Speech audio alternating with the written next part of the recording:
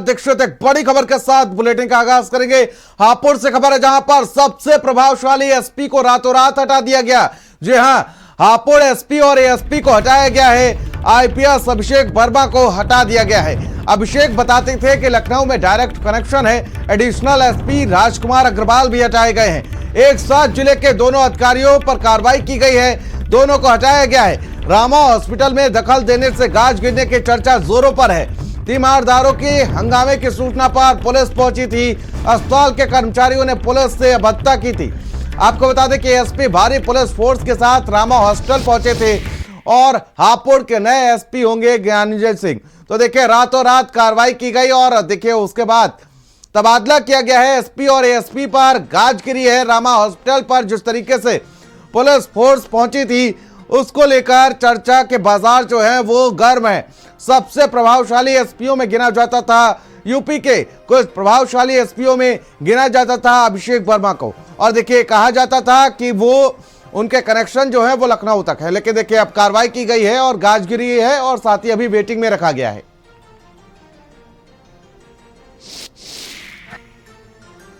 मैं इसलिए आया हूँ, मेरी ताई जी यहाँ पर एडमिट है सर्जरी वार्ड में। रीज़न ये था कि इनका नीचे का हिस्सा पूरा काम नहीं कर रहा था, तो हम लोगों ने यहाँ पर हड्डी वाले जो डिपार्टमेंट है वहाँ पर दिखाया, लेकिन उन्होंने बोला ये हमारा मामला नहीं है, ये आपको न्यूरो के वो देखेंगे, ये स्पाइन के अंदर जो कुछ है ट्यूमर है। तो इन्होंने उसको कहते हुए हमसे परमिशन लेके ऑपरेट कर दिया। अब जिस दिन से ऑपरेट करा है आज तकरीबन 15 दिन हो 20-21 दिन हो चुके हैं, अभी तक ब्लडिंग नहीं रुक रही है। और जब ब्लडिंग नहीं रुक रही है तो हमने लास्ट जो फ्राइडे गया है उसमें इनसे केस समरी डिटेल मांगी थी, केस समरी की पूरी। ये मना कर रहे थे और ये कह रहे थे आप अपने पेशेंट को डिस्चार्ज करा के ले जाइए, हम जो है नहीं। इसका मतलब इन्होंने केस बिगाड़ा हुआ है। और नरेंद्र हमारे सहयोगी हमारे साथ लाइव जुड़ चुके हैं। नरेंद्र, क्या है पूरा मामला, क्या कुछ अपडेट जानकारी? क्या इस तबादले का कहीं ना कहीं कनेक्शन जो है वो रामा हॉस्पिटल वाले कांड को लेकर भी जोड़ा जा रहा है? उत्तर प्रदेश में पुलिस की आजकल ऐसी स्थिति है कि जहां पर असलियत में जो पुलिस के लोग जनता के साथ दुर्व्यवहार करते हैं उनके खिलाफ तो कोई कार्रवाई होती नहीं, लेकिन जहां पर जनता के लिए अगर कोई पुलिस का आदमी किसी मजबूत और सत्ता से जुड़े हुए व्यक्ति के साथ अगर बातचीत भी करना चाहता है तो उसके खिलाफ ऐसी कार्रवाई होती है कि जिले से एएसपी और एसपी हटा दिए जाते हैं। तो ये जो नजीर है हापुड़ की, ये उसी क्रम में है। आपको बताएं कि जो रामा हॉस्पिटल है वहां पर एक महिला भर्ती थी और उसका 15 दिन पहले ऑपरेशन हुआ था, उसको ब्लीडिंग हो रही थी लगातार, और उसके परिजनों ने इस पूरे मामले की समरी वहां के अस्पताल से मांगी थी जिससे वो दूसरे डॉक्टर से कंसल्ट कर पाए। लेकिन वो समरी जब नहीं दी गई तो 112 पर कॉल करके उन्होंने पुलिस बुला ली। जो अस्पताल के लोग थे, आरोप है कि वो गुंडागर्दी कर रहे थे। तो जब वहां पीआरबी के 2 सिपाही पहुंचे तो वहां पर जो डायरेक्टर हैं उन्होंने ये कहते हुए उन सिपाहियों से मिलने से इनकार कर दिया कि उनकी औकात नहीं है कि वो मुझसे मिल पाए, क्योंकि वो सेना के रिटायर्ड अफसर हैं, इसलिए उनसे मुलाकात नहीं हुई। बाद में गार्डों से कह दिया गया कि इनको धक्के मारकर बाहर निकाल दीजिएगा। उन्होंने अपने थानेदार से कहा, थानेदार ने एएसपी से कहा, एएसपी ने जब ये पूरा मामला बढ़ता हुआ देखा तो वहां पर अपने एएसपी और सीओ के साथ 2 थानों की पुलिस भेजी।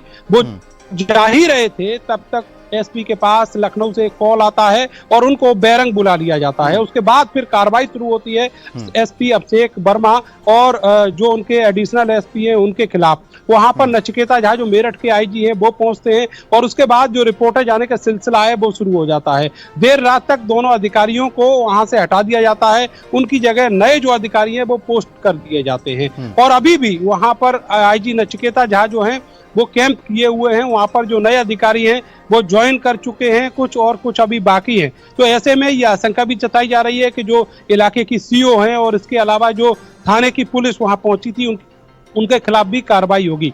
तो ये बताया जा रहा है कि जो रामा हॉस्पिटल है काफी बदनाम हॉस्पिटल हापुड़ का कहा जाता है और उसके तार जो हैं कानपुर से जुड़े हुए हैं। उसका जो मालिक है वो कानपुर में बैठता है और उसका सत्ता के साथ बहुत अच्छा लिंक है और उसी लिंक का इस्तेमाल करने के बाद अचानक से ये कार्रवाई हुई है, जहां पर उस महिला, उस पीड़िता की जो बात थी वो वहीं की वहीं दबी रह गई और मामला जो था तो दूसरे टर्न पर आप पहुंचा। अब समझिए कि वो जो पीड़िता है उसको जबरन वहां से रेफर किया जा रहा था, उसको डिस्चार्ज किया जा रहा था, उसकी जो केस समरी है वो दिए बगैर। तो ऐसे में जहां पर उत्तर प्रदेश में बात होती है पीड़ितों की फरियाद सुनने की, वो फरियाद तो दबी की दबी रह गई और जो मामला है वो दूसरे मोड़ पर जाकर चला गया।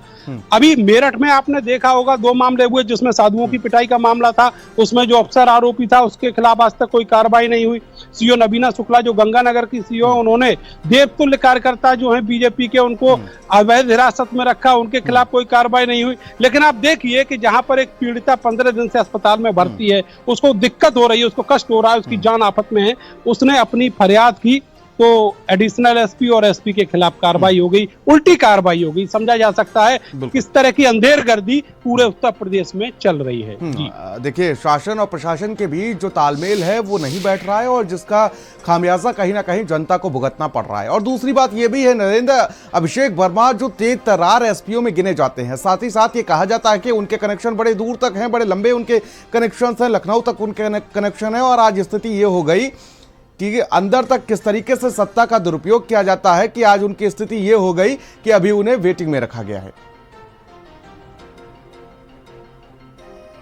जो पॉलिटिकली काफी मजबूत है और इसीलिए हापुड़ में वो बहुत लंबे समय से तैनात भी थे। आपको बताएं कि इससे भी बहुत ज्यादा ऐसे मामले हुए हैं जिनमें पुलिस की भूमिका संदिग्ध रही है, पुलिस की भूमिका आपत्तिजनक थी, उनमें किसी में कोई कार्रवाई नहीं हुई।